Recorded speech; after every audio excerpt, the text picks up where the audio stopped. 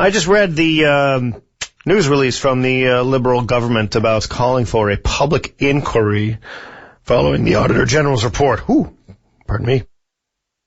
A little throatness there. Excuse me, folks. Cough, cough. This is interesting. He says essentially that the Auditor General is restricted in his review by the conditions and objectives set up by Cabinet, and essentially he would be able to, or a third independent party would be able to extract the actual information if those who were providing information were under oath. What questions?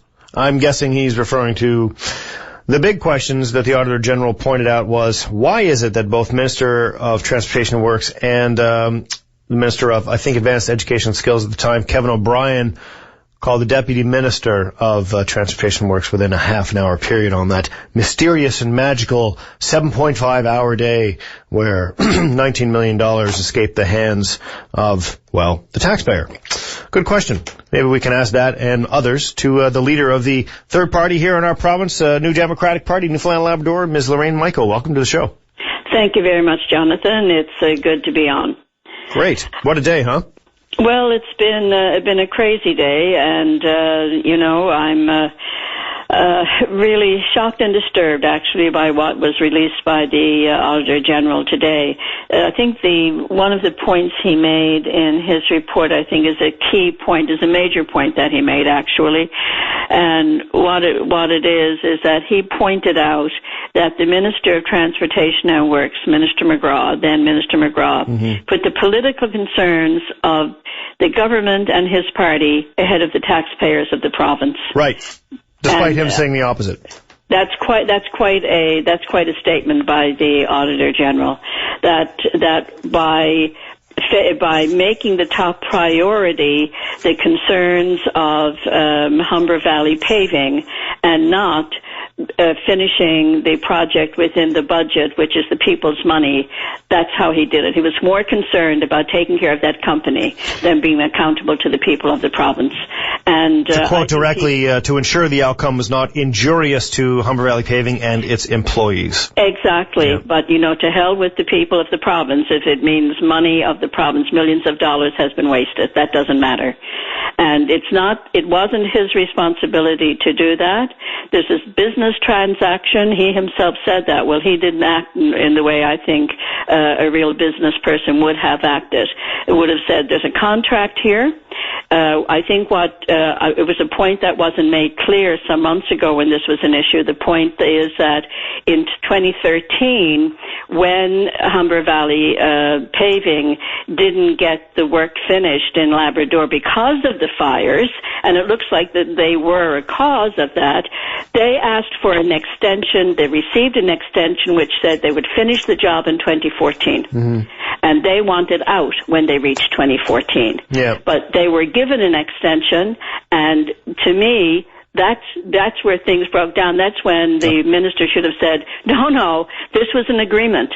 You didn't get it finished in 2013. We recognize the fires were a factor. We've extended. You have got to do the extension. Ms. You Michael, have got to do the work. They couldn't do that, and I'll tell you why. It's on page 21 of the Auditor General's report. See, the problem is they gave them the wrong information as to what the grade line should be between kilometer 143 to 179. I know. So government messed up, and then they said, hey, guys, you got to fix that for us because this isn't up to code. So I know that's going to take you X number of months, probably a year, but we'll extend the contract as a result of our own muck up or whatever, or send in some independent engineers. And while that was going on, well, where there's smoke, literally, there was fire. And everything else got delayed as a result of what they called an act of God.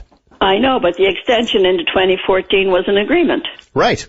Which didn't mention this, though, which is interesting, right? It didn't mention the cause of the requirement for that particular agreement, which to me boggles the mind. Government at that point should have stood up and said, okay, we made a mistake. This is how we misspent the taxpayers' money because whatever engineer was supposed to supervise this clearly was looking the other way when 40 kilometers of pavement were put down a little bit too low below sea level. I don't know what the issue was. I'm not an engineer, but I know that that's our money.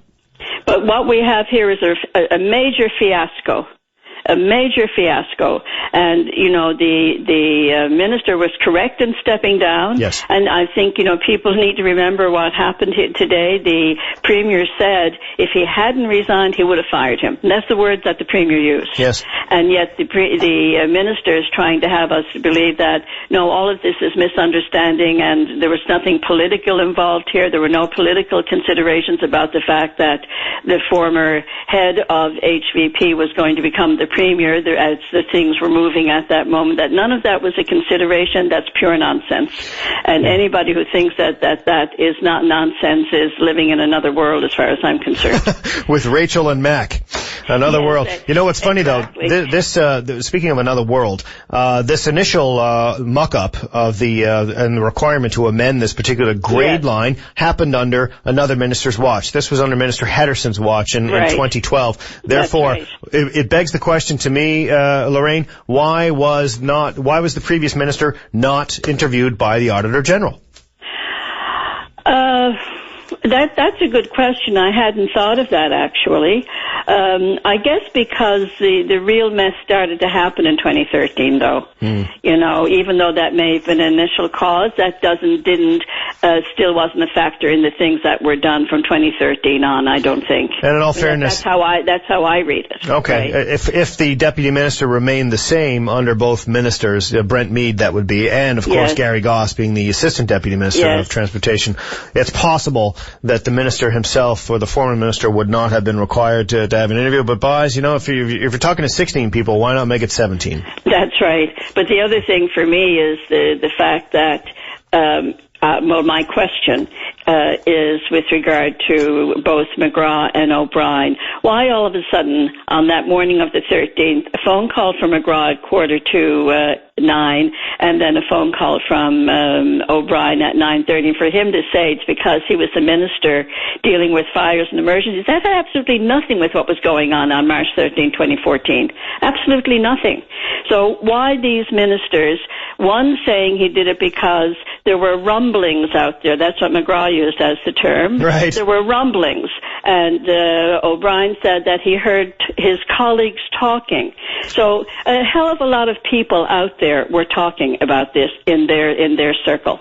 This is what bothers me, and this is what we can't get at, is what was the talking, who was doing the talking, what exactly was it they were saying that sent those two ministers, one to his own DM, deputy minister, and the other, not even his department, calling the deputy minister, both calling about Humber Valley paving. Well, Kevin O'Brien, of course, used to be the minister responsible for fire and emergency services. Perhaps that's why he had some sort of loyalty within the confines of this magical 30 minutes. I don't know. I'm going to ask him that question when I speak with him next, which will be it doesn't pretty soon. fit. I can't see a place for his calling. I really can't. It doesn't make any sense to me because under his care at that time, yes, he was the minister responsible for fire and emergency services, but in March of 2014, that wasn't an issue. That wasn't what the issue was about. So why would he be poking his nose in?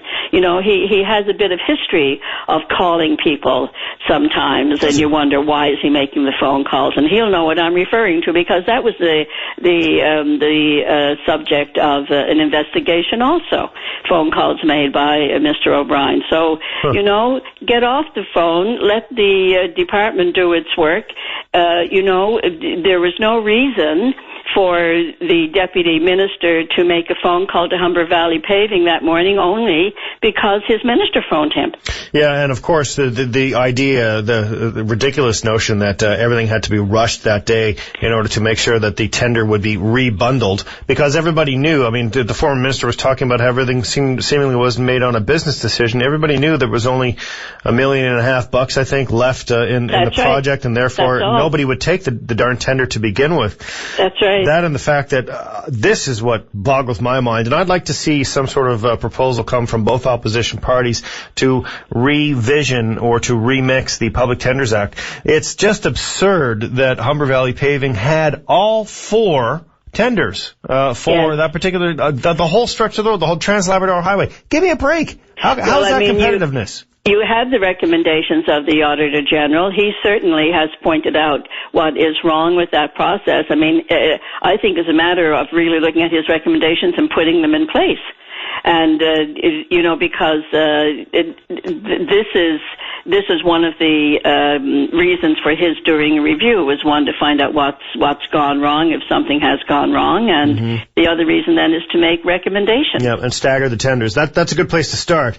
But I would like to see that Public Tenders Act completely reworked, because just the idea that, to use a word that you used earlier today, it's stupid that we have that type of Public Tenders Act that's been around since the 80s. If no one, I'm guessing that this is not the first time such an issue like this has happened as a result of the rigid and ridiculous rules of the Public Tenders Act. There has to be. I agree, and I don't think we need a judicial inquiry to figure out what needs to be done to the Public Tenders Act. No. I think anybody who knows anything about tendering would be able to go in and say, look, this is what should be happening, and do it. Yeah. I think it's as simple as that. So I really do think, take what has been pointed out by the Auditor General and make it happen.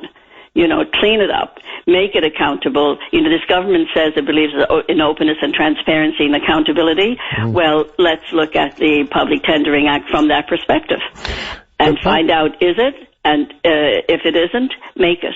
It can be done. This is not rocket science. This goes on all over the place, tendering, right?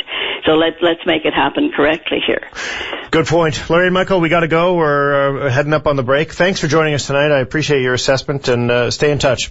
Thank you very much, Jonathan. Thanks for having me on. All the best. Okay. God bless. Bye-bye. Bye-bye. Folks, that was very interesting. Some points were raised, and it's curious about whether or not a judicial inquiry is required or not. I don't think this is going to go away. More importantly, this is, the new cabinet will be sworn in tomorrow morning, I think at around 10 in the morning. Whoever inherits the Department of Transportation and Works basically has a poop pie to serve to all the deputy ministers and the assistant deputy ministers and contractors out there.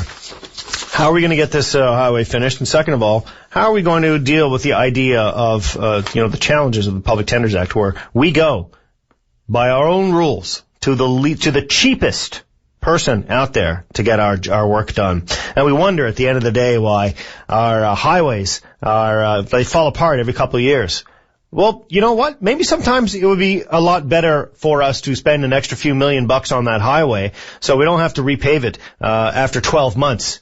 For crying out loud, Bonaventure Avenue. I know that's municipal, that's city. This is the second time in 12 months that that's been torn up. Why is that? Why is the pavement structural integrity so weak these days? Would you pay an extra $1,000,000?